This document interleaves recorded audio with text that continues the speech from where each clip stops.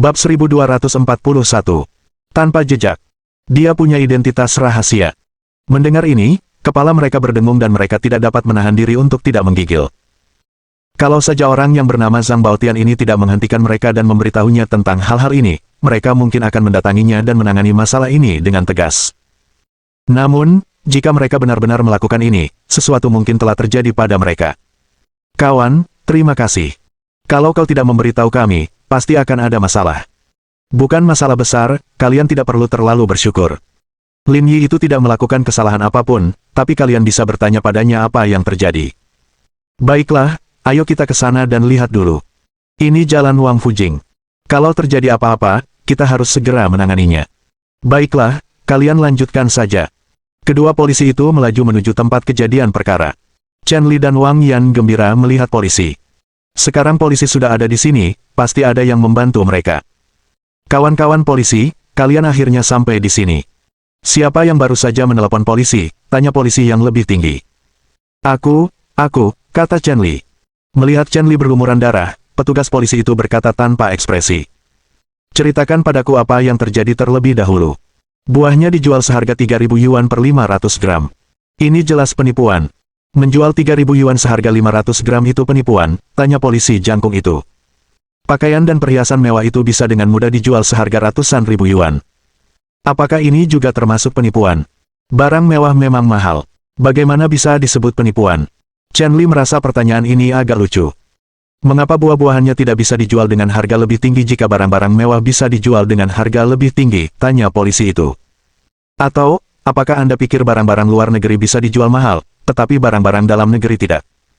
Mengapa Anda tidak bilang sebotol air mineral seharga beberapa ratus yuan itu mahal? Mengapa Anda tidak bilang sepasang sumpit seharga lebih dari 2.000 yuan itu mahal? Orang lain menjual buah-buahan seharga 3.000 yuan, tetapi Anda bilang mahal. Mentalitas macam apa ini? Chen Li ditegur polisi dan tidak berkata apa-apa. Ia tampak malu. Ini benar-benar berbeda dari apa yang mereka harapkan. Normalnya, setelah kejadian seperti ini, dia seharusnya dibawa pergi. Kalau begitu, lihat bagaimana dia memukulku. Batang hidungku hampir patah. Polisi itu berbalik dan menatap Lin Yi, ekspresinya jauh lebih baik. Kenapa kamu memukulnya? Mereka memakan buah-buahan saya dan tidak mau membayar. Mereka tidak hanya membuat seseorang mencoba menyerang saya, tetapi mereka juga menghancurkan kios buah saya. Saya memukul mereka untuk membela diri. Setelah Lin Yi selesai berbicara, petugas polisi itu menatap Chen Li. Ada yang ingin Anda katakan? Dengan baik. Chen Li tidak tahu harus berkata apa, karena memang begitulah kenyataannya. Tapi dia menabrak seseorang. Ini untuk membela diri. Apa dia harus menunggu sampai kamu menghajarnya? Tanya polisi itu. Juga, kamu merusak kios buah seseorang. Ini dianggap mengganggu ketertiban umum. Kamu tidak hanya harus membayar ganti rugi dan denda, tetapi juga harus menanggung hukuman pidana yang sesuai. Ayo ikut kami.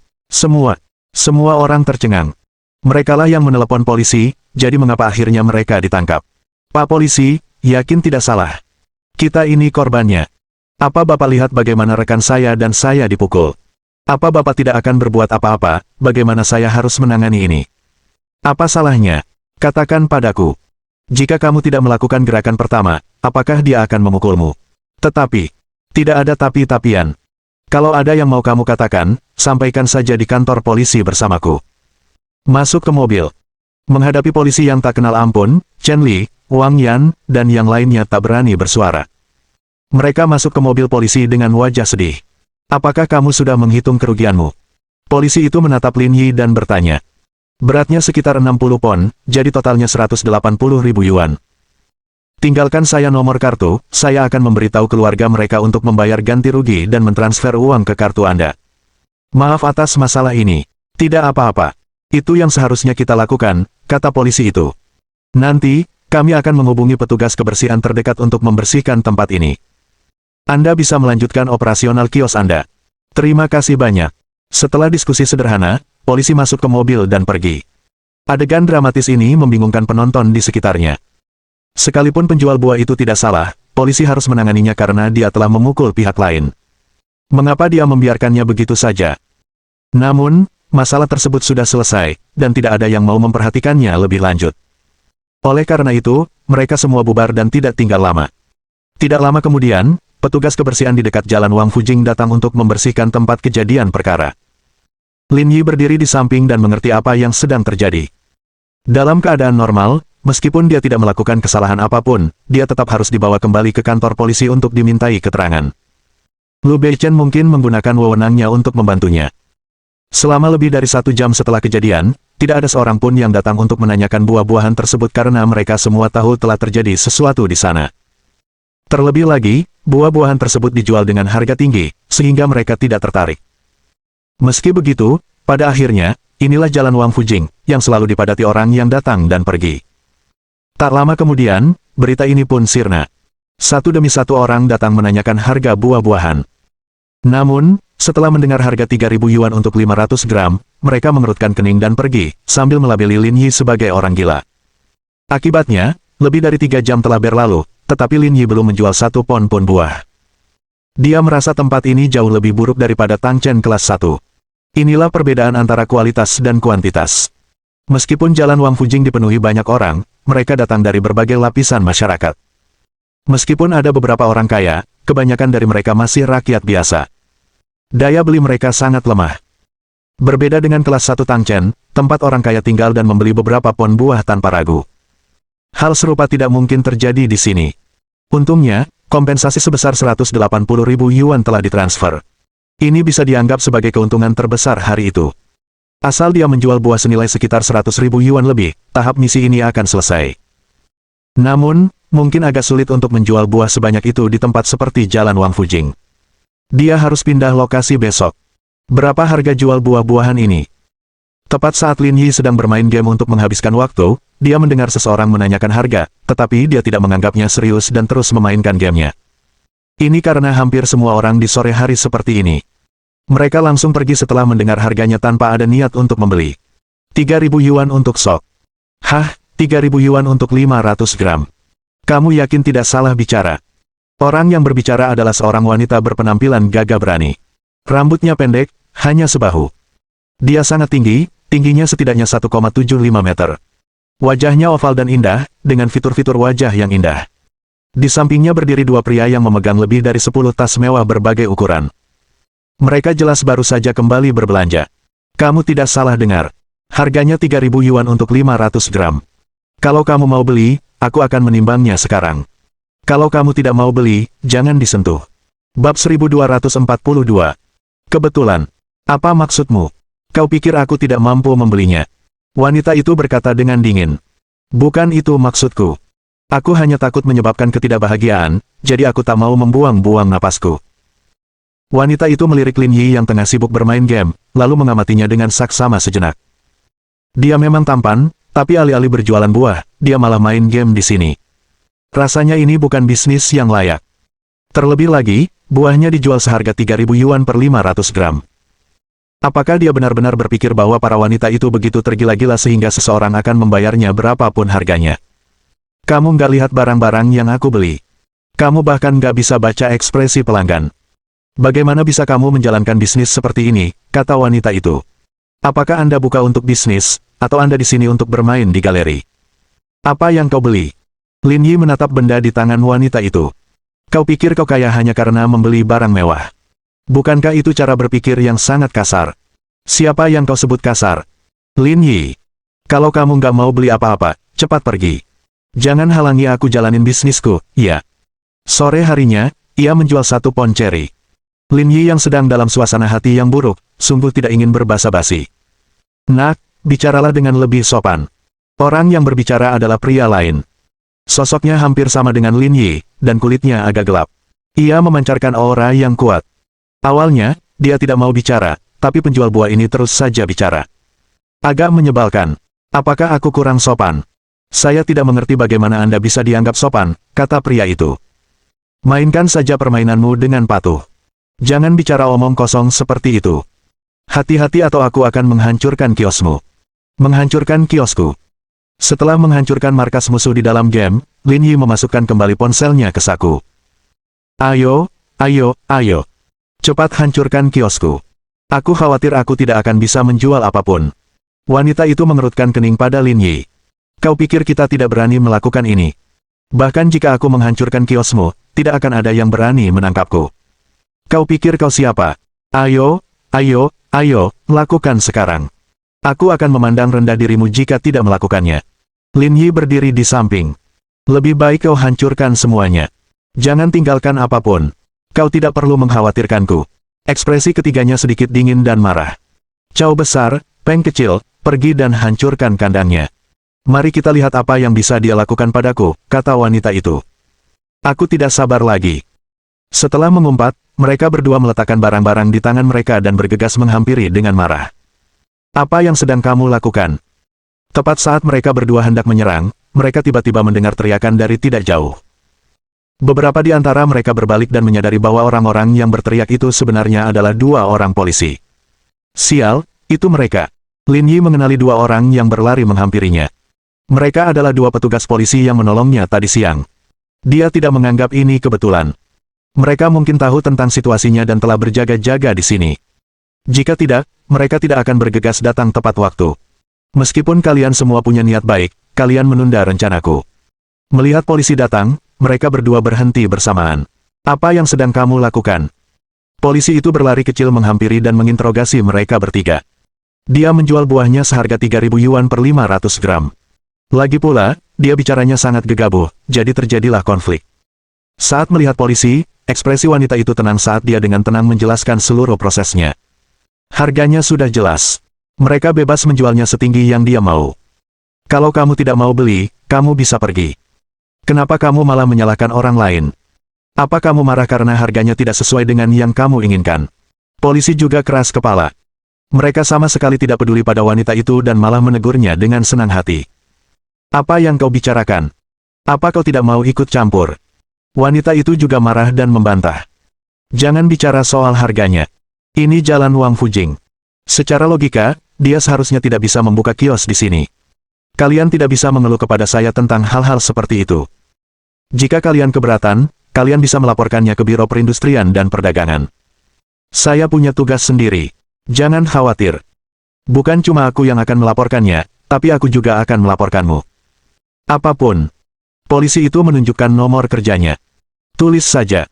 Kalian bisa melaporkan saya sesuka hati. Karena mereka membela Lin Yi, mereka berdua tidak panik sama sekali. Dia dari Departemen Staf Umum. Apa kalian bertiga masih mau melawannya? Benar-benar ada yang salah dengan otak orang-orang ini. Wanita itu tanpa ragu-ragu. Ia mengambil foto nomor telepon kantor polisi itu dengan ponselnya dan bersiap melaporkannya. Aku sudah mendapatkan semua buktinya. Tunggu saja. Dengan itu, mereka bertiga pergi dengan marah. Lin Yi menggelengkan kepalanya diam-diam dan berpikir dalam hati. Sayang sekali. Kalau ada serangan lagi, misinya pasti sudah selesai. Tuan Lin, karena semuanya sudah beres, kami tidak akan menghalangi bisnis Anda, kata polisi jangkung itu. Kami akan berpatroli di dekat sini. Jangan takut. Kami pasti akan membantumu menyelesaikan masalah apapun. Baiklah, terima kasih. Lin Yi memaksakan senyum dan menyuruh mereka berdua pergi. Karena usahanya meretas misi telah gagal, Lin Yi hanya bisa terus berjualan buah. Lagi pula, ia tidak punya kegiatan apapun sekembalinya, jadi lebih baik ia terus berjualan dengan santai. Namun, kenyataannya sangatlah pahit. Bisnis masih suram. Berderak. Saat Lin Yi sedang sibuk dengan permainannya, sebuah Audi A8 hitam berhenti di depan kiosnya. Lin Yi mengira yang datang adalah keluarga kaya, tapi orang yang tidak keluar dari mobil adalah Shen Sui. Di samping Shen Sui ada Qin Yingyue yang berdiri di sampingnya. Setelah meninggalkan perusahaan pada sore hari, mereka berdua pergi berbelanja, dari SKP hingga Wang Fujing. Untuk makhluk ajaib seperti wanita, jika Anda memintanya melakukan pekerjaan rumah selama 1 jam, dia akan berkata dia sangat lelah. Akan tetapi, bahkan setelah berbelanja seharian, mereka masih penuh dengan kekuatan tempur. Mereka berdua tidak menyangka akan bertemu Lin Yi lagi setelah makan siang. Kamu menjual buah di sini. Kamu tahu kalau aku menjual buah-buahan. Aku cuma tahu kamu jualan di Zonghai. Aku nggak tahu kamu ke sini. Apa kamu sebegitu terobsesinya sama buah-buahan? Saya mandiri. Grup Ling Yun itu konglomerat besar. Kamu tidak perlu mengandalkan diri sendiri. Kenapa kamu bicara omong kosong denganku? Tanya Shen Sui sambil melihat jam tangannya. Sudah hampir jam 7. Tutup kiosmu. Buah-buahanmu mahal sekali. Kurasa tidak akan laku. Ayo makan bersama kami. Bibi Shen, kau menyakitiku. Kalian orang Yanjing tidak tahu apa yang baik untukmu. Kalau kita di Zonghai, aku bisa menjual semuanya dalam waktu kurang dari 1 jam. Utamanya karena kami belum makan apapun. Kami menunggu Anda mentraktir kami. Bukan masalah. Lin Yi tidak mengerti mengapa Shen Sui begitu bersikeras ingin makan bersamanya. Akan tetapi, karena dia sudah berbicara, dia tidak punya alasan untuk menolak. Lagi pula, ada cukup banyak orang yang diam-diam mengawasimu. Bagaimana kalau kau tutup kiosmu lebih awal dan biarkan mereka beristirahat juga? Ada restoran kanton yang sangat bagus di dekat sini. Ayo kita coba, saran Shen Sui. Kudengar dari Little Mi kalau kemampuan memasakmu lumayan. Tunjukkan pada kami kemampuanmu. Bab 1243. Aura. Baiklah, aku akan mendengarkan Bibi Shen. Dengan itu, Lin Yi mulai berkemas. Shen Sui dan Qin Yingyue berdiri di samping tanpa merasa terburu-buru. Apakah kamu mencoba menindasku, kata Qin Yingyue dengan kesal. Aku tidak percaya kau menindas anakku sendiri. Aku cuma mau kamu cobain masakannya, aku dengar masakannya enak banget. Tunggu saja.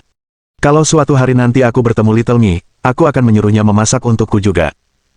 Aku tidak peduli meskipun kau melakukannya. Lakukan saja kalau kau bisa, kata Shen Sui dengan angkuh. Tak lama kemudian, Lin Yi mengemasi barang-barangnya. Bibi Shen, kita mau makan di mana? Tidak jauh dari sini. Ikuti saja aku. Oke. Mereka bertiga masuk ke dalam mobil, dan Lin Yi mengikuti Shen Sui, perlahan melaju menuju tengah rumah besar. Namun, pada saat ini, sebuah Rolls-Royce culinan juga diam-diam mengikutinya. Namun, karena ada banyak mobil lain di dekatnya, Lin Yi tidak menyadari ada yang mengikutinya. Ada 2 orang yang duduk di dalam mobil, dan pengemudinya adalah Qin Yanling, yang baru saja dipukuli Lin Yi. Ada juga seorang pria yang sedikit lebih tua di kursi penumpang mobil. Dia tegas dan tampan. Rambutnya pendek dan kulitnya berwarna perunggu. Dia tampak sedikit lebih tua dari Qin Yanling. Namun, jika seseorang melihat lebih dekat, mereka akan menyadari bahwa penampilannya agak mirip dengan Qin Yanling. Nama pria itu adalah Qin Yanfu, anak dari paman tertua Qin Yanling.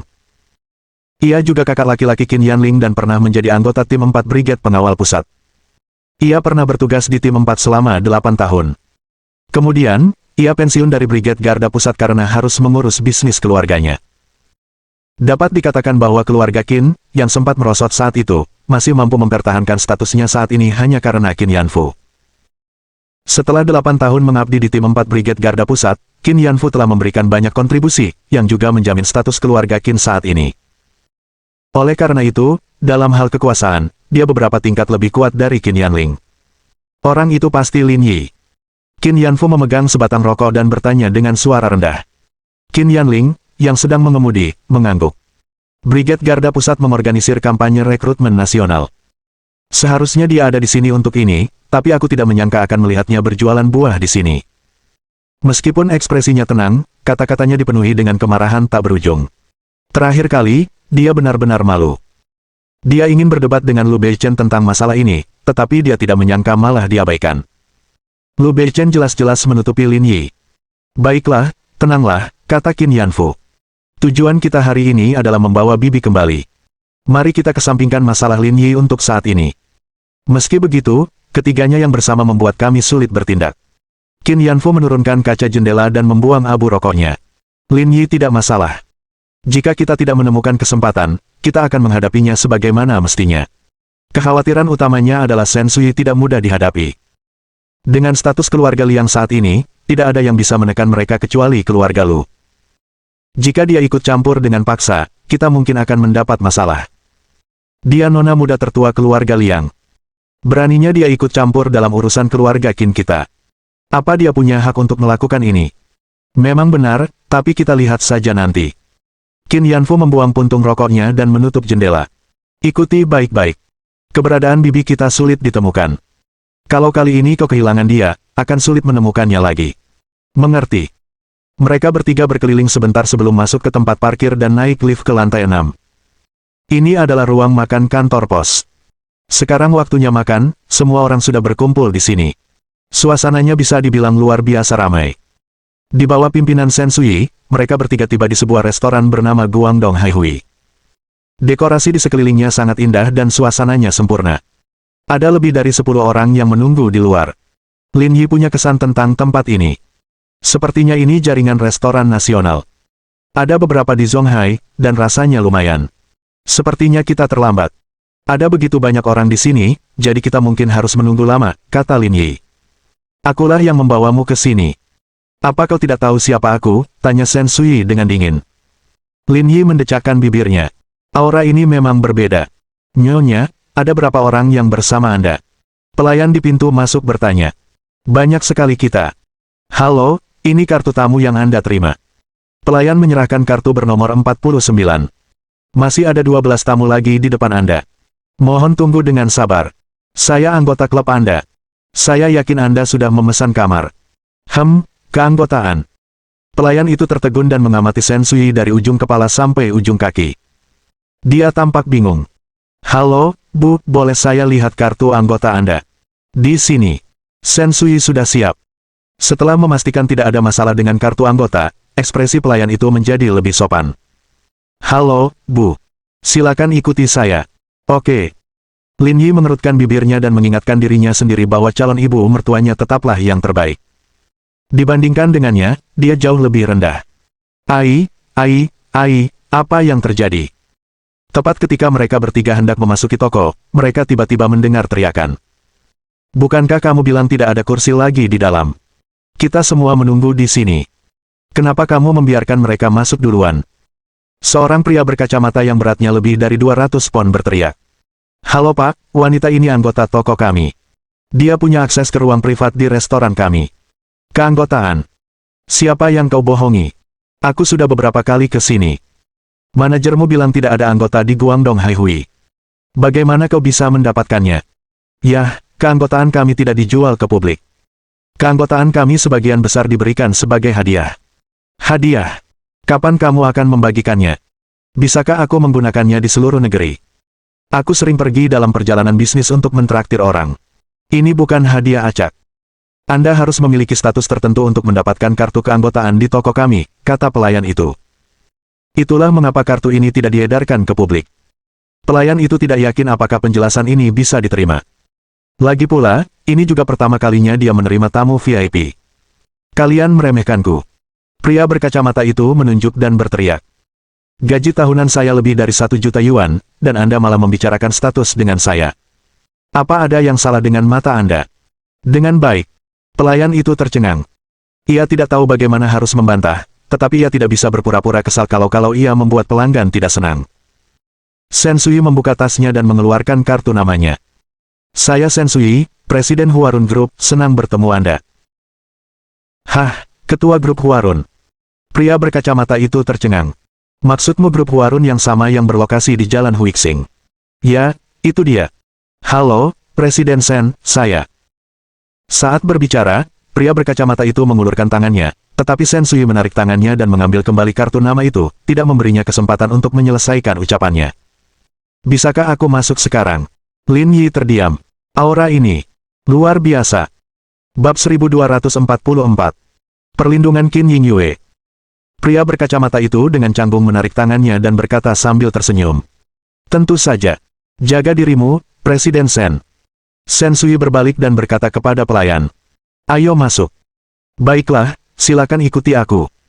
Di bawah bimbingan pelayan, mereka bertiga memasuki ruang VIP. Ada 2 di setiap toko. Meskipun jarang digunakan, mereka lebih suka dibiarkan kosong daripada dibuka untuk umum. Bisakah kamu memanggil manajermu? Tanya Shen Sui. Baiklah, silakan tunggu sebentar. Pelayan itu tidak bertanya mengapa. Karena tamu VIP yang meminta, ia hanya perlu menuruti saja. Tak lama kemudian, manajer restoran tiba di ruang pribadi. Halo, Presiden Shen. Saya manajer cabang Haihui Guangdong ini. Selamat datang di toko kami. Shen Sui mengangguk sambil tersenyum dan menatap Lin Yi.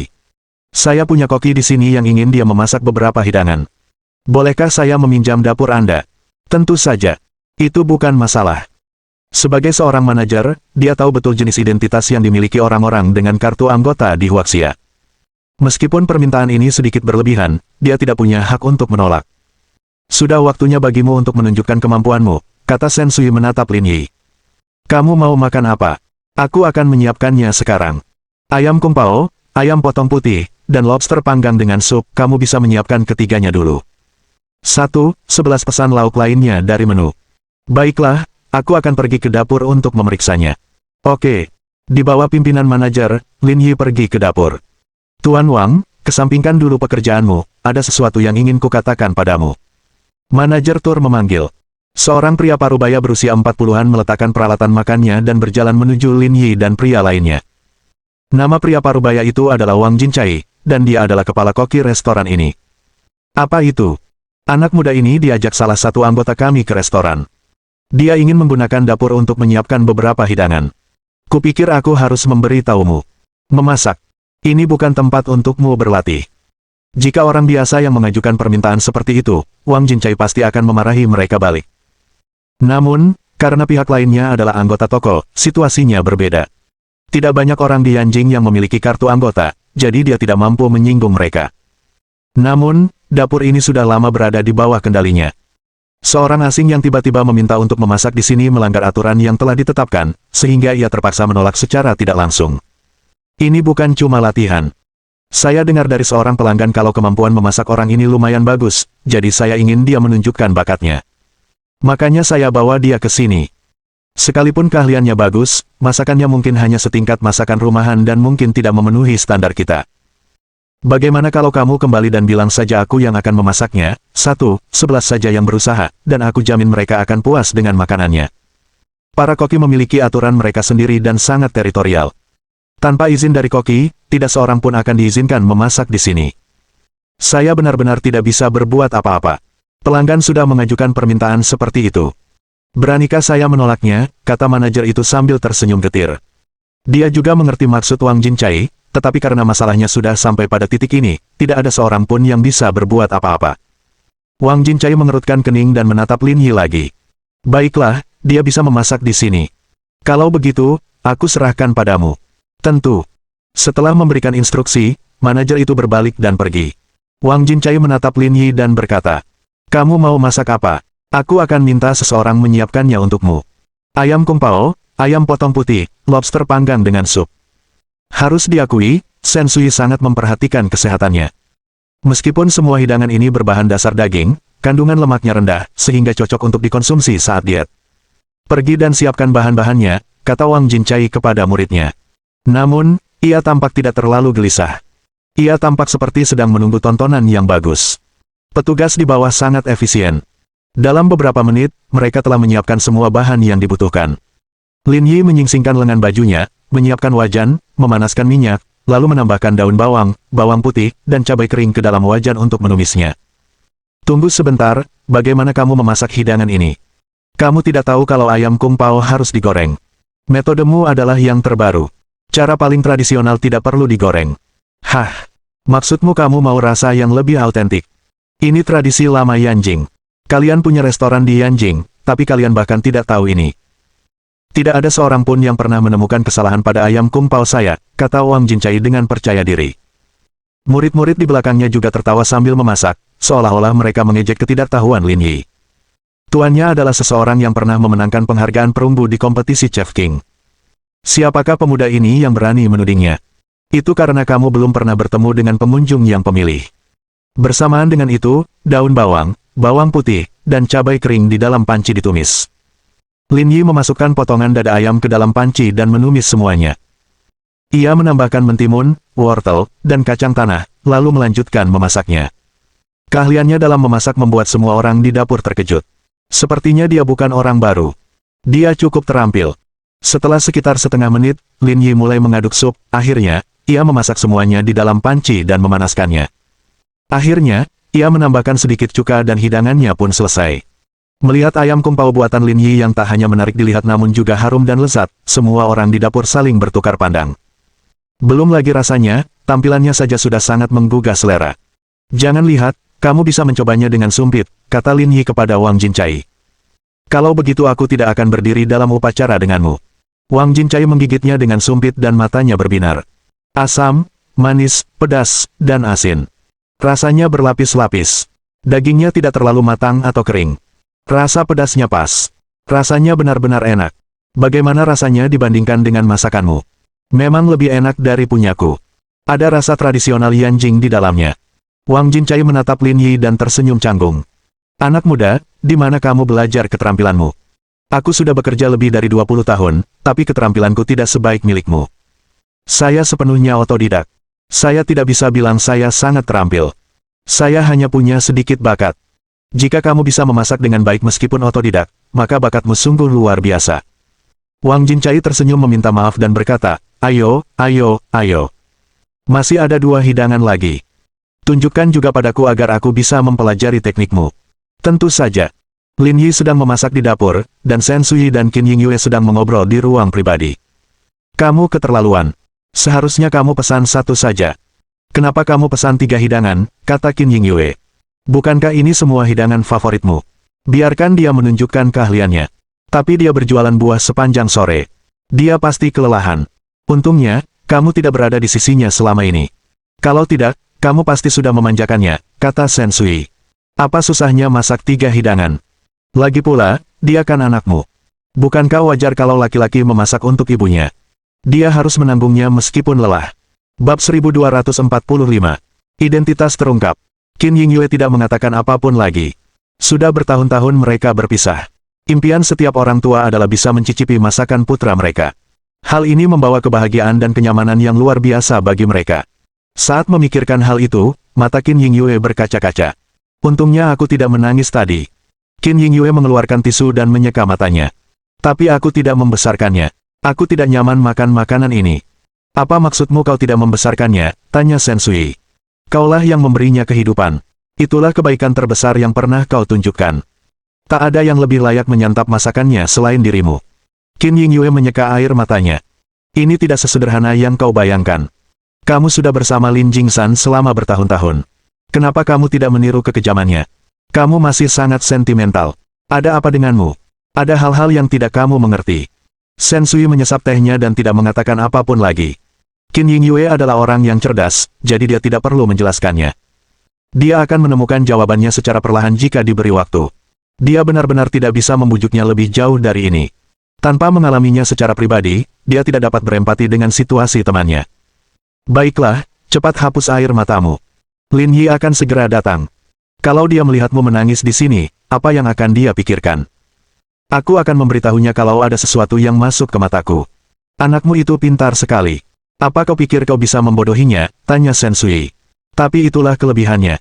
Dia tidak pernah terlalu peduli dengan hal-hal yang tidak ada hubungannya dengan dirinya.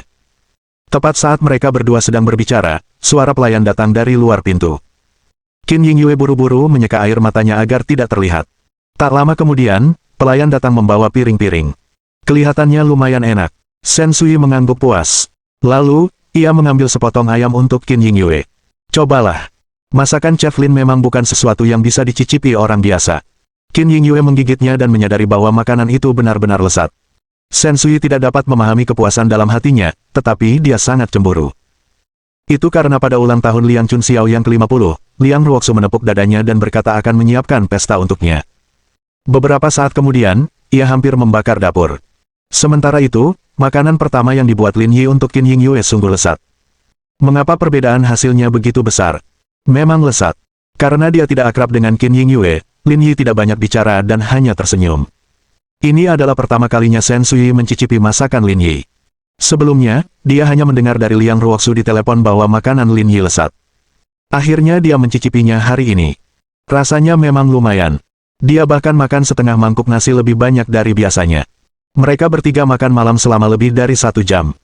Topik pembicaraan di jamuan makan malam itu lebih banyak tentang keseharian Lin Yi, dan juga bertujuan untuk memberitahu Qin Yingyue lebih banyak tentang Lin Yi. Tampaknya Lin Yi punya banyak hal yang harus dilakukan. Setelah makan malam, manajer restoran keluar untuk mengantar mereka. Kemudian, mereka bertiga turun ke garasi bawah tanah dan bersiap untuk membawa mobil pulang. Di tempat parkir bawah tanah, mobil Qin bersaudara diparkir diagonal di seberang jalan tol A8. Mereka bisa melihat dengan jelas semua yang ada di depan mereka. Saudaraku, mereka sudah sampai. Melihat mereka bertiga menuruni tangga, mereka berdua duduk tegak dan memperhatikan situasi mereka dengan saksama. Shen Sui berdiri di samping mobil dan menatap Qin Yingyue. Pak Liang sedang dalam perjalanan bisnis. Kamu bisa menginap di rumahku malam ini. Saya sudah memesan hotel. Kalau sudah reservasi, batalkan saja. Aku bakal bosan kalau sendirian di rumah. Lin Yi mengerutkan bibirnya. Apa hubungan mereka? Mengapa Shen Sui mengundangnya untuk tinggal di rumahnya? Meski begitu, Lin Yi tidak terlalu memikirkannya. Ia tidak akan menghabiskan waktu terlalu lama memikirkan hal-hal yang tidak ada hubungannya dengan dirinya. Baiklah, karena tidak ada orang lain di rumah, aku akan tinggal bersamamu. Setelah menentukan rute, mereka bertiga masuk ke mobil dan bersiap untuk kembali beristirahat. Lagi pula, hari sudah mulai larut. Di sisi lain, saudara Qin saling memandang.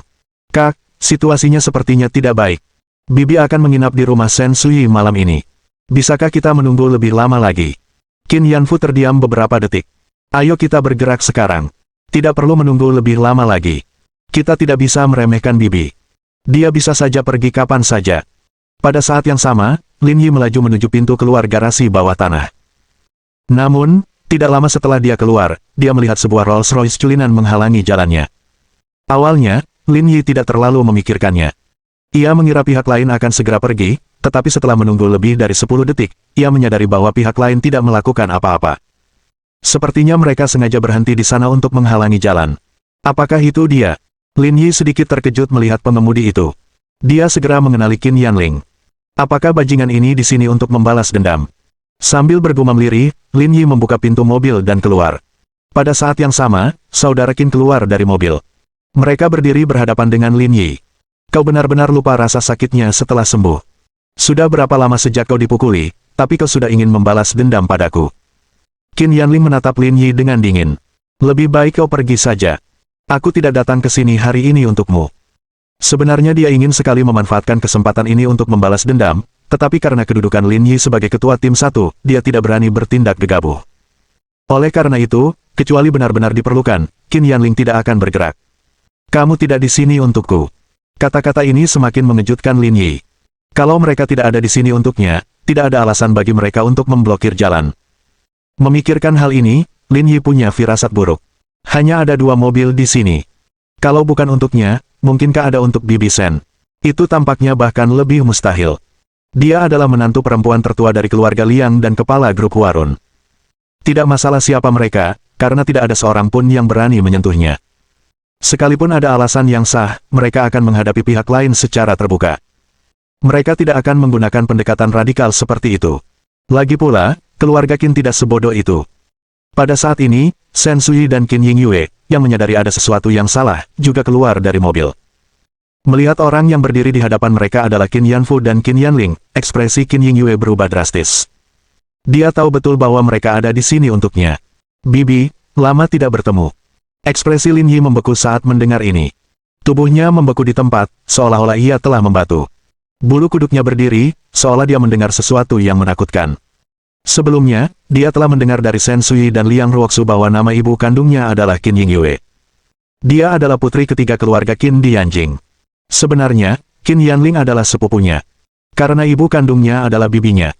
Sekarang, dia benar-benar memanggil wanita di samping Shen Sui, bibi. Dengan kata lain, saat memikirkan hal ini, wajah Lin Yi menjadi pucat, bahkan bibirnya bergetar. Dia memutar kepalanya secara mekanis dan tatapannya tertuju pada Qin Yingyue. Matanya dipenuhi dengan emosi yang rumit dan tak terlukiskan saat dia bertanya dengan suara gemetar. Kamu adalah Qin Yingyue. Bab 1246. Aku tidak membencimu. Qin Yingyue belum pulih dari kepanikan awalnya. Akan tetapi, setelah mendengar kata-kata Lin Yi, dia pun menjadi ngeri. Jantungnya berdetak lebih cepat, seolah-olah hendak melompat keluar dari tenggorokannya. Dia segera tahu bahwa Lin Yi telah menyadari siapa dirinya. Dia ingin mengungkapkan identitasnya, tetapi dia tidak berani. Dia tahu bahwa dia tidak punya hak untuk berbuat begitu, tetapi setelah memikirkannya, dia tidak tahu bagaimana cara menolaknya. Dia berdiri di sana cukup lama, tidak dapat mengatakan sepatah kata pun. Dia adalah Qin Yingyue, kata Shen Sui. Orang yang berdiri di samping Qin Yanling bernama Qin Yanfu. Dia putra tertua dari generasi ketiga keluarga Qin. Dia datang untuk mencarinya hari ini. Kau harus menyelesaikan masalah ini. Baik, Bibi Shen. Kalian kembali ke mobil dulu. Suara Lin Yi sangat rendah, tetapi tampaknya mengandung kekuatan yang terpendam. Shen Sui menarik Qin Yingyue ke dalam mobil tanpa ekspresi. Dia dapat menggunakan statusnya sebagai simpanan muda dari keluarga berkuasa untuk mengusir saudara-saudara Qin. Tapi dia tidak melakukannya. Dia merasa bahwa ini adalah masalah internal keluarga Qin dan mereka harus menyelesaikannya sendiri. Kepergian wanita itu menyebabkan suasana di antara mereka bertiga menjadi tegang. Lin Yi, aku tidak ingin membahas dendam kita hari ini, tapi ini urusan pribadi keluarga Qin. Aku harap kau mengerti posisimu dan tidak ikut campur. Kau tidak berhak ikut campur. Meskipun mereka merasa reaksi Lin Yi dan Qin Yingyue sangat aneh, tidak satu pun saudara Qin yang terlalu memikirkannya. Apakah kau mencoba mengajariku cara berakting? Sepertinya kamu tidak ingin pergi. Lin Yi tidak menjawab langsung. Sepertinya kalian berdua juga tidak akan pergi. Kalau begitu, ayo kita lakukan saja. Harus ada yang dikalahkan di sini. Pantas saja kau berani melawan saudaraku. Kau benar-benar sombong. Kau punya nyali. Qin Yanfu melangkah maju dan mengambil posisi. Dia berkata kepada Lin Yi. Apakah kamu siap? Pergi saja. Qin Yanfu menyipitkan mata dan mengerahkan seluruh tenaganya. Dengan suara ledakan tiba-tiba, tubuhnya melesat ke arah Lin Yi seperti bola meriam. Dengan tindakan sederhana ini, Lin Yi tahu bahwa levelnya jauh lebih tinggi daripada Qin Yanling. Mereka berada di level yang sangat berbeda. Melonjak di depan Lin Yi, Qin Yanfu melayangkan pukulan langsung ke arahnya. Tubuh Lin Yi miring ke belakang, dengan sempurna menghindari serangannya. Meskipun levelnya lebih tinggi dari Qin Yanling, dia masih jauh lebih rendah dari pria berbaju hitam. Setelah menghindari serangan Qin Yanfu, Lin Yi menggunakan kaki kirinya sebagai tumpuan dan berputar 45 derajat. Kaki kanannya seperti cambuk panjang saat ia menendang ke arah Qin Yanfu. Kekuatan dahsyat itu membuat Qin Yanfu menjadi pucat karena ketakutan. Level Lin Yi telah melampaui ekspektasinya. Ini sama sekali tidak tampak seperti level orang kelas D. Pada saat inilah Qin Yanling melihat adanya celah dan bergegas dari arah lain. Meski begitu, Lin Yi tetap memegang kendali. Lin Yi mundur selangkah, menghindari serangan Yanling dengan sempurna. Qin Yanling tampak panik. Punggungnya terbuka, jadi dia siap diserang balik. Dengan kemampuanmu, lebih baik kau tidak keluar dan mempermalukan diri sendiri. Pergilah. Tendangan terbang Lin Yi mendarat di tubuh Qin Yanling. Yang terakhir kehilangan keseimbangan dan terbang menuju pilar batu di tempat parkir bawah tanah. Setelah Qin Yanling dikirim, serangan Qin Yanfu mengalir deras. Pukulannya datang bagai badai, dan Lin Yi menangkisnya satu persatu. Dalam proses pertarungan, Lin Yi menyadari bahwa level Qin Yanfu memang sangat tinggi. Kalau dipikir-pikir lagi, dia seharusnya hanya sedikit lebih lemah dari Elisa. Dia dianggap sangat kuat. Dibandingkan dengan ketenangan Lin Yi, Qin Yanfu menjadi semakin waspada seiring berjalannya pertarungan. Tingkat keahlian Lin Yi jauh melampaui ekspektasinya. Pada saat ini, bibir Lin Yi melengkung membentuk senyuman. Cukup. Aku sudah tahu levelmu. Waktunya mengakhiri ini. Melihat situasinya buruk, Qin Yanfu segera mundur, mencoba menjauhkan diri dari Lin Yi. Namun, Lin Yi tidak memberinya kesempatan. Kaki Lin Yi mendarat dengan keras di dada Qin Yanfu. Yang terakhir terbang mundur seperti layang-layang yang talinya putus. Lin Yi mengerahkan seluruh tenaganya untuk tendangan ini. Qin Yanfu memegangi dadanya yang sakit, tidak bisa berdiri. Lin Yi berjalan selangkah demi selangkah, meraih rambut Qin Yanfu, dan berkata tanpa ekspresi. Jangan cari dia lagi. Dia sudah tidak ada hubungannya dengan keluarga Qin. Kalau kau tidak belajar dari kesalahanmu, aku akan bakar keluarga Qinmu. Kemarahan di wajah Qin Yanfu meningkat. Apakah menurutmu pantas untuk membuat keluarga Qin sekacau ini demi orang asing? Sebagai pecundang, ini bukan sesuatu yang perlu kau khawatirkan. Kalian berdua sebaiknya pergi sekarang. Jangan membuatku sedih. Qin Yanfu mengepalkan tangannya erat-erat, tidak mampu melampiaskan kebenciannya. Pergi sana. Menahan rasa sakitnya, Qin Yanfu bangkit dan pergi bersama Qin Yanling di dalam mobil. Setelah berurusan dengan mereka berdua, Lin Yi melihat ke belakang. Pada saat ini, Shen Sui dan Qin Yingyue juga keluar. Namun, ekspresi mereka berbeda. Ekspresi Shen Sui emosional, sementara ekspresi Qin Yingyue gelisah. Pada saat ini, Lin Yi mengerti segalanya. Pantas saja Shen Sui terus meminta untuk makan bersamanya. Padahal, itu bukan demi dirinya. Itu untuk wanita itu. Lin Yi yang selalu bersemangat, merasa bingung dan gelisah saat ini. Sebelumnya, banyak orang yang membicarakan hal ini kepadanya. Saat sendirian, ia sering membayangkan bagaimana sikapnya saat menghadapi ibunya suatu hari nanti. Tetapi sekarang setelah dia benar-benar bertemu dengannya, Lin Yi mengakui bahwa dia tidak siap. Atau lebih tepatnya, dia ingin melarikan diri. Sudah lebih dari 20 tahun berlalu. Wanita yang mengirimnya ke panti asuhan itu muncul di hadapannya. Apakah dia membencinya? Sedikit, tapi tidak banyak. Malam itu, air mata mengalir di wajahnya bagai hujan deras, menghapus semua kebencian Lin Yi padanya. Dia punya kesulitannya sendiri. Tidak banyak yang perlu dikatakan. Seharusnya kau sudah menebak identitasnya sekarang, kata Shen Sui lembut. Ayah kandungmu, sama seperti dirimu sekarang, memang liar dan pemberontak sejak muda, dan punya banyak musuh. Tapi dia tidak seberuntung dirimu, yang punya kami untuk mendukungmu, begitu pula keluarga Qin. Saat itu, dia juga berselisih dengan ibumu. Demi keselamatanmu, ibumu terpaksa mengirimmu ke panti asuhan. Semua ini terjadi karena keadaan, jadi kuharap kau bisa mengerti. Suara Sensui sangat lembut saat dia menceritakan apa yang terjadi saat itu. Apakah hal-hal ini penting bagi Lin Yi? Mereka sangat penting karena ini adalah kebenaran di balik masa lalunya. Akan tetapi, setelah memeriksanya lebih dekat, ia menyadari bahwa hal itu sebenarnya tidak begitu penting. Bertahun-tahun telah berlalu, dan segalanya menjadi tidak berarti seiring berjalannya waktu. Lin Yi perlahan membuka lengannya, air mata memenuhi matanya. Aku tidak membencimu. Terima kasih telah memberiku kehidupan. Bab 1247. Di rumah Vixen mana kamu berada? Aku tidak membencimu. 4 kata sederhana ini bagaikan palu berat yang menghantam hati Qin Yingyue. Air mata mengalir di wajahnya seperti bendungan yang jebol. Keduanya berpelukan erat. Teriakan Qin Yingyue bergema di seluruh tempat parkir bawah tanah. Para pemilik mobil yang hendak keluar melalui pintu keluar ini memutar balik mobilnya, tidak ingin mengganggu dua orang yang tengah menangis berpelukan itu. Sensui diam-diam mundur beberapa langkah. Dia sedikit emosional, tetapi juga sedikit senang. Semua persiapan di dunia mungkin tidak seefektif pertemuan yang tiba-tiba. Diam-diam, Sensui juga menyeka air matanya. Setelah bertahun-tahun, mereka akhirnya bertemu. Setelah sekian lama, ibu dan anak itu berpisah. Qin Yingyue menyeka air matanya. Ayo pergi. Ini bukan tempat untuk bicara. Oke. Lin Yi menghela napas lega. Ia pikir ia tidak akan menangis. Namun, momen itu membuktikan bahwa darah lebih kental daripada air, dan matanya berkaca-kaca. Masuk mobil dulu. Kita ngomongin nanti pas pulang. Sensui datang dan mengantar mereka berdua ke dalam mobil. Lalu, dia pulang ke rumah. Namun, ketika mereka tiba di pintu, Sensui tidak membiarkan Lin Yi pergi dan memintanya untuk tinggal. Kalau saja kejadian ini tidak terjadi, tentu ceritanya akan berbeda. Namun, sekarang ibu dan anak itu telah bersatu kembali, mereka membutuhkan lebih banyak waktu untuk mengobrol. Mungkin tidak ada kesempatan lain di masa depan. Lin Yi awalnya menolak, tetapi ada beberapa hal yang tidak bisa dia katakan dengan lantang, jadi dia menyetujui permintaan Sensui.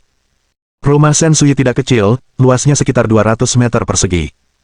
Dengan sumber daya keuangan Sensui, lupakan 200 meter persegi, dia bahkan mampu membeli villa seluas 2000 meter persegi. Masalahnya, identitas Liang Chunxiao sangat sensitif. Tinggal di rumah sebesar itu saja sudah melebihi standar yang diharapkan. Rumahnya besar, tetapi dekorasinya sangat trendy. Rumah itu tidak dapat diubah, tetapi dapat direnovasi. Oleh karena itu, setiap beberapa tahun, kedua keluarga akan mengubah desain interiornya. Liang Chunxiao yang terjepit di antara ibu dan anak perempuannya, terdiam oleh kejadian ini. Hal ini karena ia kadang-kadang melakukan perjalanan bisnis selama lebih dari sebulan. Semuanya baik-baik saja ketika dia pergi, tetapi ketika dia kembali, rumahnya tampak sangat berbeda. Dia sering berpikir bahwa dia telah memasuki rumah yang salah. Ketika mereka sampai di rumah, Sensui pergi merebus air untuk membuat teh. Qin Yingyue masih belum bisa tenang, sementara Lin Yi juga sedikit gugup. Wahyu ini memerlukan waktu untuk dicerna. Apa rencanamu setelah keluarga Qin tahu kau kembali? Tanya Sensui. Aku akan berangkat besok, kata Qin Yingyue. Dia ada di Dora, jadi aku akan mencarinya di sana. Lagi pula, aku tidak bisa tinggal di Yanjing lagi. Itu tidak perlu. Kenapa kita bersembunyi dari mereka, kata Lin Yi acuh tak acuh. Jika keluarga Qin membuat masalah lagi, kita bisa menghadapinya sekali lagi. Sensui dan Qin Yingyue saling memandang dan tersenyum. Keberanian ini tampaknya benar-benar diukir dari cetakan yang sama. Distribusi kekuasaan di Yanjing tidak sesederhana yang Anda bayangkan, kata Sensui. Meskipun status keluarga Liang telah meningkat pesat, kita masih tidak berhak menyentuh keluarga Qin. Kalau tidak, Lu Beichen tidak akan mau repot-repot bermain-main dengan mereka. Lin Yi sedikit mengernyit. Apa yang terjadi saat itu? Sudah bertahun-tahun berlalu, dan mereka masih memikirkannya. Mereka melakukan sesuatu yang mirip dengan apa yang kamu lakukan hari ini, jawab Nyonya Sen. Ayahmu dulu adalah tokoh terkemuka di Yanjing. Dia bertengkar dengan kedua paman ibumu karena ibumu, dan itu menyebabkan beberapa masalah baginya. Sampai hari ini, masalah ini belum terselesaikan, jelas Sensui. Setelah lebih dari 20 tahun, kamu memukuli putra mereka lagi. Bagaimana kita bisa memperbaikinya? Lin Yi menggaruk kepalanya dengan canggung, aku benar-benar minta maaf. Pengaruh keluarga Qin telah menurun juga karena apa yang terjadi saat itu. Kalau tidak, mereka masih akan berada di 3 keluarga teratas sekarang. Tapi ini bukan solusi jangka panjang, ujar Lin Yi. Tidak apa-apa. Lagi pula, aku hanya pulang sesekali. Aku sudah terbiasa berkelana selama bertahun-tahun. Aku tidak lagi terbiasa tinggal di satu tempat untuk waktu yang lama, kata Qin Yingyue. Sensui mengangguk. Kamu tidak perlu khawatir tentang ini. Jika ibumu memang berencana, dia bisa menyelesaikan masalah ini dengan mudah. Hanya saja dia tidak mau. Dalam hal kekuatan, masih ada kesenjangan besar antara Lin Yi dan Lin Jingsan. Jika Lin Jingsan mau, dia bisa segera menyelesaikan masalah keluarga Qin. Namun, selama bertahun-tahun, Lin Jingsan dan Qin Yingyue tidak pernah melakukan hal ini. Artinya, dia tidak mau. Lagi pula, mereka memiliki garis keturunan yang sama, dan Qin Yingyue bukanlah tipe orang yang berhati batu. Dia tidak akan melakukan hal seperti itu kecuali dia tidak mempunyai pilihan lain. Baiklah kalau begitu. Lin Yi mengerucutkan bibirnya. Kebetulan, pesawat saya sudah diparkir di bandara. Kamu bisa naik pesawat dan pergi. Tidak perlu. Aku akan membeli tiket pesawat komersial dan pergi lewat sana. Tidak perlu repot-repot. Qin Yingyue menolak. Lagi pula, bensinnya bakal boros banget. Nggak perlu semua itu. Apa maksudmu itu tidak perlu? Tanya Sensui. Putramu sekarang luar biasa. Dia punya begitu banyak uang sehingga tidak bisa menghabiskan semuanya. Sebagai seorang ibu, sudah sepantasnya kamu menikmatinya. Lin Yi tersenyum dan mengangguk. Kalau begitu, sudah beres. Mereka bertiga mengobrol hingga lewat pukul 11 malam sebelum beristirahat. Sensui telah berperan sebagai mediator. Meskipun masih ada jarak yang canggung di antara keduanya, mereka telah menjadi jauh lebih dekat. Di seluruh Huaxia, satu-satunya orang yang bisa membuat Sensui berperilaku seperti ini adalah Qin Yingyue. Ketika mereka pergi tidur malam itu, Sensui mengatur agar Lin Yi tinggal di kamar Liang Ruoxu. Kamar Liang Ruoxu sangat besar, berukuran sekitar 30 meter persegi. Ruangan itu rapi dan bersih, dengan warna utama biru muda dan abu-abu, yang sesuai dengan kepribadiannya. Lin Yi tidak bisa tidur setelah tiba-tiba berganti tempat tidur. Ia mengeluarkan ponselnya dan menghubungi Liang Ruoxu melalui panggilan video WeChat. Panggilan video itu segera diangkat. Liang Ruoxu masih berada di mejanya di malam hari, mengerjakan dokumen-dokumen di tangannya. Masih sibuk. Ada beberapa proyek yang sedang berjalan untuk menarik investor. Saya harus meninjaunya, keluh Liang Ruoxu. Jika kami tidak dapat memenuhi target untuk 2 kuartal ke depan, saya mungkin berisiko digantikan. Yo, si cantik Liang yang perkasa benar-benar takut akan hal ini. Tentu saja, seseorang tertentu tidak akan memberiku prestasi politik apapun. Aku harus mengandalkan kemampuanku sendiri, kata Liang Ruoxu dengan nada masam. Bagaimana denganmu? Kenapa kamu meneleponku larut malam begini? Aku tidak menebak, kata Liang Ruoxu dengan bangga. Juga, di mana kamu? Kelihatannya bukan rumahmu. Kenapa kamu bilang begitu? Aku sudah nyaman di rumah. Jangan mengada-ada. Lagi pula aku sudah pernah ke pavilion Jiushu sebelumnya, kata Liang Ruoxu. Kamu mungkin berada di rumah seorang perempuan jalan lagi. Sejujurnya, kau benar sekali. Biar kutunjukkan siapa Vixen itu. Dengan itu, Lin Yi memutar kamera dan menunjukkannya kepada Liang Ruoxu. Bab 1248. Dia tidak pernah meninggalkanmu. Di sisi lain, Liang Ruoxu tertegun. Hei, kenapa kamu ada di rumahku?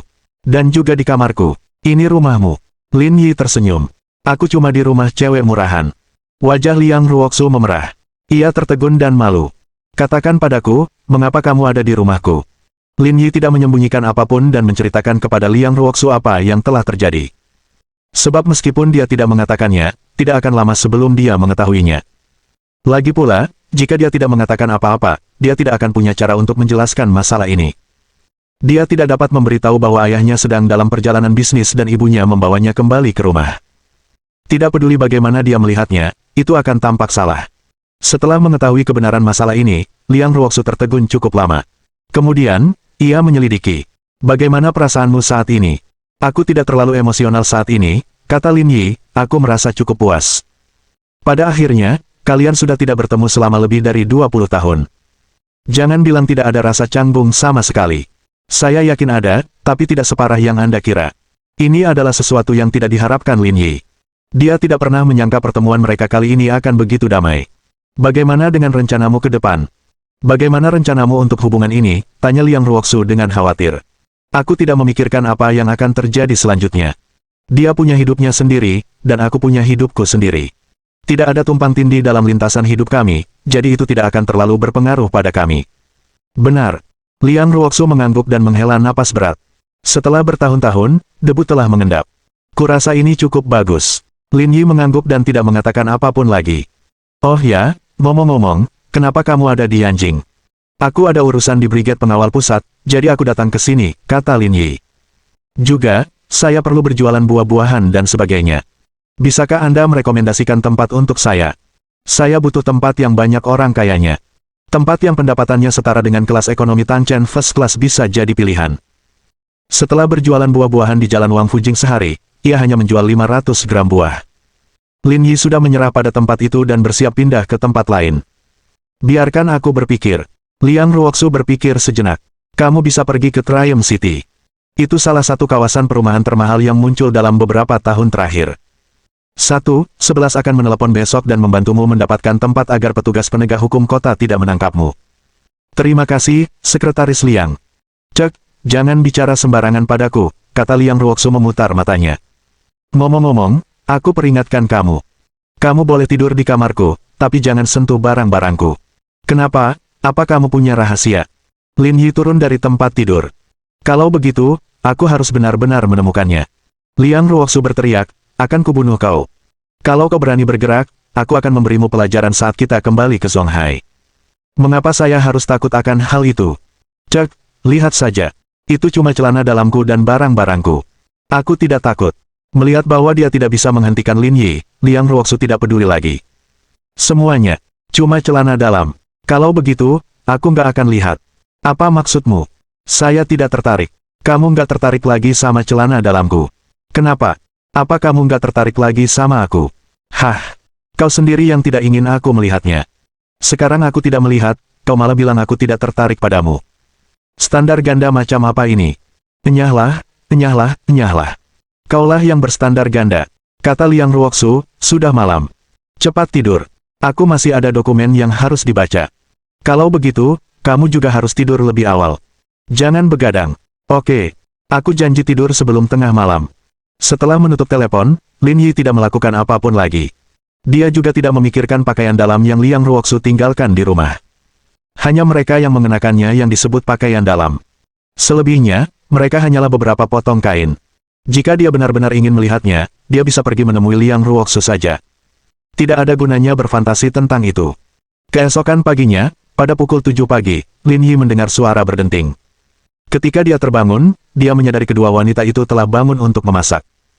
Qin Yingyue adalah kepala koki sementara Shen Suyi membantu. Cuci mukamu. Kita akan segera makan. Lin Yi mengangguk dan pergi ke kamar mandi untuk membersihkan diri sebelum kembali ke meja makan. Sarapan disajikan pada waktu ini. Telur kukus, bubur, susu kedelai, pai, stik goreng, dan seterusnya. Coba saja. Semuanya favoritmu, kata Shen Suyi. Lin Yi agak bingung. Bagaimana mereka tahu kalau dia suka makan ini untuk sarapan? Setengah jam kemudian, mereka bertiga selesai sarapan. Qin Yingyue melihat arlojinya. Sudah waktunya, aku harus pergi. Tinggallah di sini sebentar. Lagi pula kau kan tidak harus mengejar pesawat. Apa terburu-buru? Aku harus pergi nanti. Tak ada gunanya menunda-nunda. Qin Yingyue tidak tahan untuk pergi karena dia baru saja bertemu kembali dengan Lin Yi. Namun, ia adalah orang yang bahagia. Kenyataan bahwa Lin Yi mengakuinya adalah anugerah terbesar yang bisa diberikan Tuhan kepadanya. Dia tidak berani meminta apapun lagi. Oleh karena itu, dia pergi tanpa keraguan apapun. Dia merasa puas. Kapan kamu kembali? Tanya Shen Suyi. Sulit untuk mengatakannya, kata Qin Yingyue. Kau tahu situasiku. Aku sudah pergi kemana-mana selama bertahun-tahun ini. Aku mungkin akan segera kembali. Lagi pula, kita masih saling menyimpan informasi kontak. Apa yang kau takutkan? Apa gunanya tahu informasi kontak satu sama lain? Kita bahkan tidak bisa bertemu, kata Shen Suyi. 3-5 tahun lagi, aku akan siap pensiun. Jangan buang-buang waktumu berkeliaran di luar lagi. Cepatlah kembali. Baiklah, baiklah, baiklah, aku bisa melakukannya. Setelah kamu pensiun, aku pasti akan kembali ke Yanjing. Lebih seperti itu. Shen Suyi mengenakan mantelnya dan berkata kepada Lin Yi. Ayo pergi ke bandara. Mereka bertiga turun ke bawah, masuk ke Audi A8 milik Shen Suyi, dan melaju menuju bandara. Pesawat Lin Yi telah lama menunggu di landasan. Aku pergi dulu. Awalnya aku berencana untuk menjenguk Bibi Song, tapi aku tidak sempat sekarang. Bantu aku menjelaskannya kalau kamu ada waktu. Oke. Jangan khawatir. Qin Yingyue meletakkan kopernya dan memeluk Shen Suyi. Meski itu adalah perpisahan, wajahnya dipenuhi senyum. Bisa mendapatkan persetujuan putranya adalah hasil yang paling membahagiakan dalam perjalanan ini. Telepon aku saat kamu turun dari pesawat. Oke. Setelah memeluk Shen Suyi, Lin Yi membuka lengannya. Dia siap memeluk orang asing yang sangat dikenalnya ini. Pelukannya singkat, dan tak ada air mata, tetapi air mata mengalir di hatinya. Qin Yingyue melambaikan tangan kepada mereka berdua dan menaiki pesawat dengan barang bawaannya. Ayo pergi. Jangan berdiri di sini terus, kata Sensui. Lin Yi mengangguk. Mereka berdua berbalik dan berjalan keluar bandara. Lin Yi ingin mengatakan sesuatu, tetapi dia ragu-ragu. Apa yang disembunyikan di saat seperti ini? Katakan saja apa yang ingin kau katakan. Setelah merenung sejenak, Lin Yi berkata, dia tampaknya mengenalku dengan baik. Lin Yi ingat bahwa dialah yang membuat sarapan pagi ini, dan Sensui hanya membantu. Menghadapi angin, Sensui menyisir rambutnya. Dia tidak pernah meninggalkanmu selama bertahun-tahun ini. Dia tahu banyak tentangmu dan mengingat semua makanan kesukaanmu. Itulah sebabnya makanan yang dia buat pagi ini adalah semua hidangan favoritmu. Bab 1249. Dendam di hati Lin Yi. Dia tidak pernah meninggalkanku. Sensui mengangguk. Kamu lahir tak lama setelah mereka berdua meninggalkan Yanjing. Namun, di era yang kacau itu, ayahmu tidak mampu melindungimu. Ibumu pun demikian. Setelah mempertimbangkan dengan saksama, beliau mengirimmu ke panti asuhan. Lin Yi tidak mengatakan apa-apa dan mendengarkan dengan tenang. Tapi ayahmu tidak mengecewakan siapapun. Hanya dalam 2 atau 3 tahun, dia sudah mapan di luar dan hidupnya stabil. Namun, tempat tinggal mereka tidak bisa memberimu pendidikan yang baik, jadi dia tidak menerimamu. Saya rasa dia tidak pernah datang ke panti asuhan untuk mencari saya. Dia sudah lama memikirkan hal ini, tapi dia tidak berani, kata Sensui sambil menghela napas. Setelah mengantarmu pergi, dia baru melihatmu 3 tahun kemudian. Saat itu, kau sudah bisa berlarian di panti asuhan dan memanggil perempuan bernama Wang Cuiping itu, ibu, dan laki-laki itu memanggil Zhao Kuanfu, ayah. Sejak saat itu, dia tahu bahwa dia tak lagi berhak menjadi ibumu. Tapi darah tetap lebih kental daripada air. Pada akhirnya, dia takkan pernah sanggup berpisah denganmu. Jadi, selama 20 tahun pertama, dia menghabiskan sebagian besar waktunya di Yangcheng. Ketika dia tidak punya pekerjaan, dia akan menjengukmu. Ketika dia bosan, dia akan mengunjungi ayahmu dan menemaninya. Setelah kamu kuliah, kamu pindah ke Zonghai. Bisa dibilang, selama bertahun-tahun ini, kamu tak pernah lepas dari pandangannya. Dia melihat dan mengingat semua yang kamu sukai, kebiasaanmu, dan hal-hal lainnya, jadi dia mengenalmu dengan baik. Lin Yi tersenyum pahit, merasa sedikit kesal. Serius, apa sesulit itu baginya untuk bertemu denganku? Aku bukan orang yang tidak masuk akal. Aku bisa mengerti. Tapi kamu tetap kamu, dan dia tetap dia. Kamu berpikir berbeda. Sensui tersenyum dan berkata, kalau aku pasti akan pergi ke panti asuhan untuk mencarimu lagi.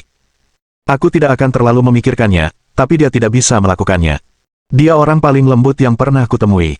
Dia memberikan segalanya untukmu, putranya. Kemanapun kau pergi, dia akan mengikuti.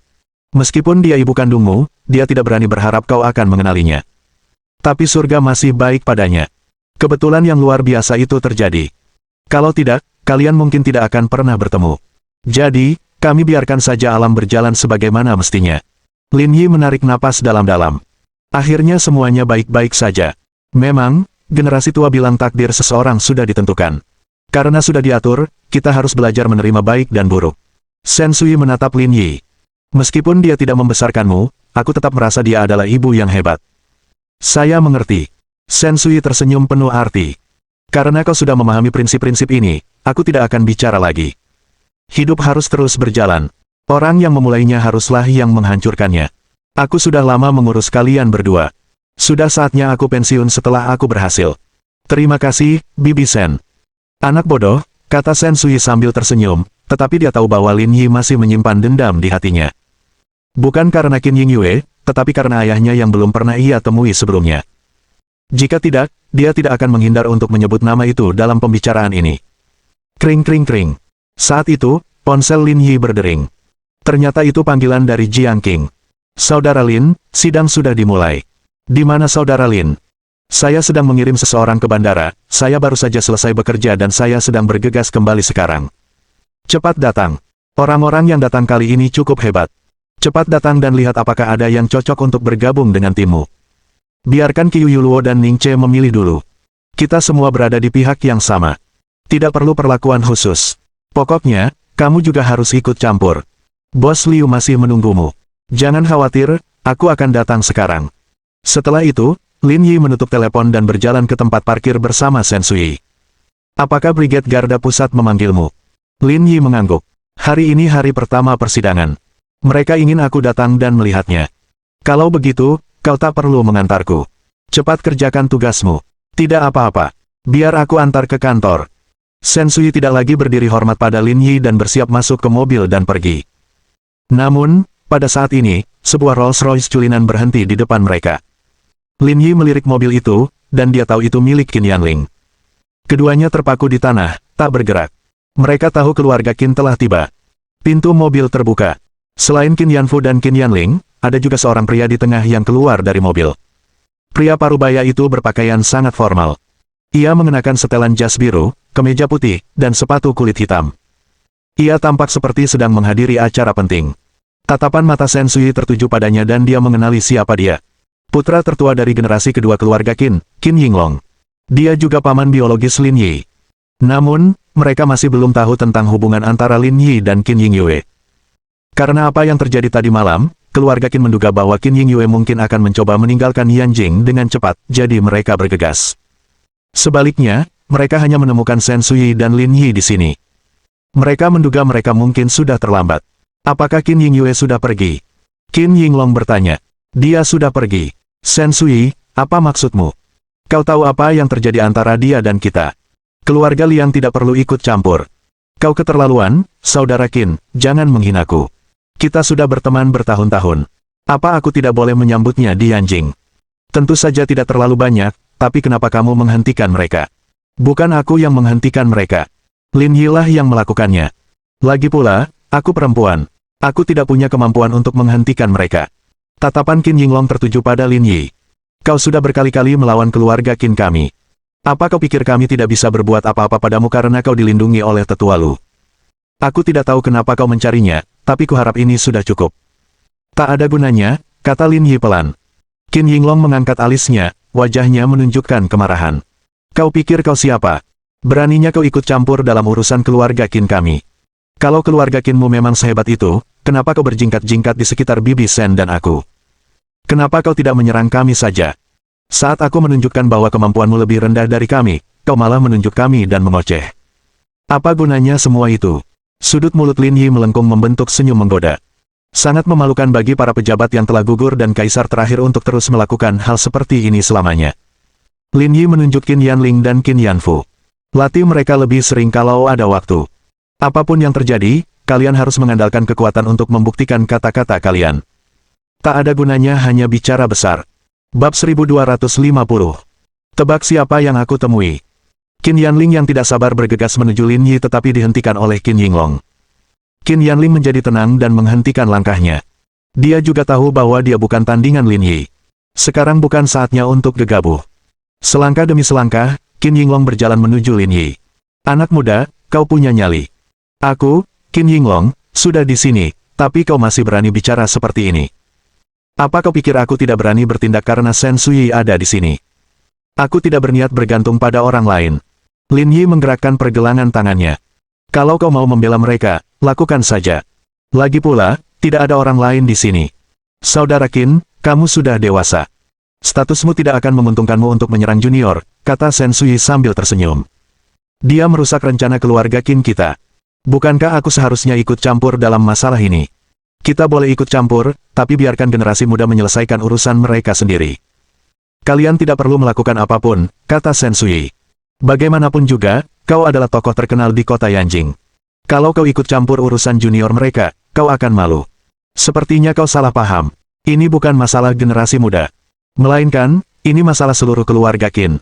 Tentu saja aku harus ikut campur. Qin Yinglong memiliki sikap yang sangat berbeda saat menghadapi Lin Yi dan Sensui. Dia bersikap sombong dan lalim saat menghadapi Lin Yi, bahkan sedikit tidak masuk akal. Namun, ketika berbicara dengan Sensui, dia jauh lebih sabar. Karena ini masalah keluarga Tuan Qin, tidak tepat bagimu untuk mendekati Lin Yi sendirian. Akan lebih tepat jika kau langsung menghubungi Lin Jingsan. Lin Jingsan. Lin Yi bergumam pada dirinya sendiri. Saat nama Lin Jingsan disebut, tubuh Qin Yinglong bergetar. Ini urusan keluarga Qin. Bagaimana kita menanganinya juga urusan pribadi kita. Kau hanya perlu mengelola grup Huarun dan keluarga Liang. Kuharap kau tidak ikut campur secara membabi buta. Bagaimana bisa kau sebut ini campur tangan membabi buta, kata Sensui sambil tersenyum. Lin Yi dan putriku sangat dekat, jadi aku tentu tidak akan melihatnya diganggu. Bukankah ini sudah kuduga? Qin Yinglong mengerutkan kening. Saudara-saudara Qin juga tampak tidak terlalu baik. Jika Sensui ingin ikut campur dalam masalah ini, tidaklah realistis bagi mereka untuk mengambil tindakan hari ini. Wanita ini sungguh licik. Kemarin, dia tidak turun tangan untuk menangani situasi ini. Hari ini, setelah tetua mereka datang, dia langsung angkat bicara. Sungguh menjijikkan. Apakah kamu yakin tentang ini? Saya yakin. Urat-urat di dahi Qin Yinglong menggembung dan berdenyut, darahnya sudah mengalir deras ke ubun-ubun kepalanya. Qin Yinglong malah tertawa, alih-alih marah. Karena kamu sudah bicara, aku akan memberimu muka di sini.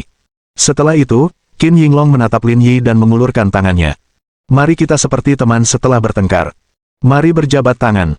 Lin Yi mengangkat alisnya dan melirik tangan yang terulur. Itu jelas sebuah ujian. Meski begitu, Lin Yi masih mengulurkan tangannya. Saat telapak tangan mereka bersentuhan, Lin Yi merasakan kekuatan besar datang dari tangan Qin Yinglong. Ini sesuai dengan harapan Lin Yi. Senyum muncul di sudut mulut Qin Yanling. Meskipun Sensui ada di sini dan dia tidak bisa melawan Lin Yi, dia tidak akan membiarkannya lolos begitu saja. Dengan level kelas C-nya, akan mudah baginya untuk berhadapan dengan Lin Yi. Qin Yinglong dan Qin Yanfu berpikiran sama. Namun pertanyaannya jauh dari harapan mereka. Tiba-tiba, saat Qin Yinglong mengira dia akan berhasil, dia tiba-tiba merasakan kekuatan dahsyat datang dari telapak tangan Lin Yi. Bahkan telah mencapai tingkat yang setara dengannya. Bagaimana ini mungkin? Hati Qin Yinglong kacau balau. Orang ini cuma kelas D kok bisa sekuat itu. Keduanya mengerahkan kekuatan mereka secara bersamaan dan diam-diam bersaing. Mereka bahkan bisa melihat seberapa besar kekuatan yang digunakan lawannya hanya dengan mata mereka. Saudara Qin saling memandang. Penampilan Lin Yi benar-benar melampaui ekspektasi mereka. Bagaimana dia bisa bertahan begitu lama melawan paman? Dia tidak menyerah sama sekali. Kamu sudah tua sekali, tapi masih saja main-main. Bukankah ini agak membosankan, kata Lin Yi. Pantas saja keluarga Qin tidak berkembang selama bertahun-tahun. Situasimu sungguh menggelikan. Saudara Qin, kami pergi dulu. Kalian sudah lama berpegangan tangan, kata Sensui. Qin Yinglong mendengus dan melepaskan tangan Lin Yi, tetapi rasa sakit di ibu jari dan jari telunjuknya tetap ada. Kita pergi dulu. Kita ngobrol lagi nanti kalau sudah senggang. Sensui membawa Lin Yi ke dalam mobil dan pergi. Sial, dia sangat kuat. Lin Yi melambaikan tangannya sambil mengemudi, mencoba membuat darahnya mengalir lagi. Jika Lin Yi adalah individu kelas D yang biasa, dia pasti tidak akan mampu bertahan dalam hal ini. Untungnya, ada hadiah lain yang memperkuat atribut fisiknya. Kalau tidak, dia pasti sudah terbaring telentang sekarang. Dia bisa dibilang senior Brigade Garda Pusat. Levelnya memang bagus. Dia satu angkatan dengan pemimpinmu. Sungguh mengesankan kau bisa bertahan. Sensui tersenyum. Tapi bagaimanapun juga, dia tetap paman kandungmu. Apa kau baik-baik saja menceritakan semua itu tentangnya? Saya tidak peduli siapa dia. Parkir mobil di pinggir jalan. Santai saja. Nggak perlu sok kuat terus. Tidak apa-apa. Aku akan baik-baik saja nanti. Pada saat yang sama, ketiga anggota keluarga Qin kembali ke mobil mereka. Qin Yinglong juga menjabat tangannya. Kekuatan mengerikan Lin Yi agak terlalu kuat baginya.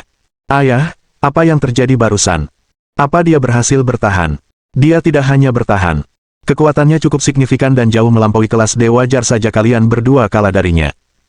Tapi kau sudah mencapai kelas C, bagaimana mungkin dia bisa menyaingimu dalam hal kekuatan? Aku juga tidak tahu, kata Qin Yinglong sambil menyipitkan matanya. Anak ini aneh. Selain Wang Yan, mungkin tidak ada generasi muda Yanjing lain yang bisa menandinginya. Apakah kamu akan mencarinya lagi di masa depan? Tanya Qin Yanfu. Kita bicarakan itu nanti. Latar belakangnya sangat kuat. Tak ada yang bisa menandinginya, kata Qin Yinglong. Aku tahu kalian berdua tidak senang, tapi jangan gegabah dan bertindak tanpa perintahku. Keluarga Wang dan Han adalah contoh terbaik dari apa yang bisa terjadi pada kita. Setelah naik pesawat, Qin Yingyue menatap pemandangan di luar jendela dengan linglung. Senyum di bibirnya tak pernah pudar. Tiba-tiba, seolah teringat sesuatu, Qin Yingyue mengeluarkan ponselnya dan menekan nomor asing. Apakah kamu kembali? Sebuah suara malas terdengar dari ujung telepon yang lain. Saat itu pukul 10 pagi di Yanjing, tetapi pukul 6 pagi di Dora. Ada perbedaan waktu 4 jam di antara mereka, jadi banyak orang masih tertidur di zona waktu yang berbeda. Orang yang berbicara adalah ayah Lin Yi, Lin Jingsan. Aku datang mengunjungimu. Qin Yingyue tersenyum lembut. Coba tebak siapa yang saya temui di Yanjing kali ini. Mohon dukungan dari omom ante-ante sekalian, buat subscribe atau sharekan novel Mimin ke Facebook kalian, agar channel Mimin bisa terus berkembang. Dengan begitu, Mimin bisa lebih semangat untuk up novel seru lain ke depannya. Buat teman-teman yang sudah subscribe dan sharekan novel Mimin, Mimin ucapkan terima kasih sebanyak-banyaknya.